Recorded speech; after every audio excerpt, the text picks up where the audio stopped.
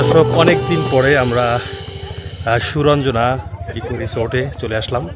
আমার সাথে রয়েছে সোলাইমান ভাই, তিনি ঢাকাতে থাকেন। অনেক দিন পরে এলাকায় এসেছেন এবং আমরা আজকে সুরঞ্জনা ইকো রিসোর্টের ভিতরে বর্তমানে কী অবস্থা এবং কি রয়েছে আপনাদেরকে দেখানোর চেষ্টা করব। এই যে পুকুরের এদিকে দেখতে পাচ্ছেন, এখানে কিন্তু পুকুরের ভিতরে নৌকা রয়েছে। এখানে অনেক রাইড রয়েছে, সেই রাইডগুলো আপনাদেরকে একটু ঘুরে ঘুরে আমরা দেখাতে চাই। এবং সোলাইমান ভাই যেহেতু এখানে এসেছে, আমি এখানে অনেকবার এসেছি এবং দেখেছি, এবং সোলাইমান ভাই তিনি দেখবেন এবং ঘুরবেন। ভাই ধরেন আমি দর্শক বন্ধু দেখতে পাচ্ছেন এই যে পুকুরের মধ্যে কিছু কটেজ রয়েছে।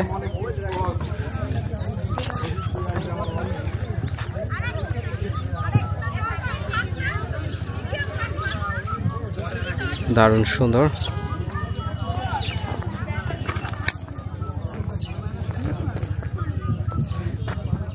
এখানে বসে আসলে দর্শনার্থীরা ছবি তুলে থাকেন। এটা হচ্ছে পালকি, সেই ঐতিহ্যবাহী বাঙালির সংস্কৃতি।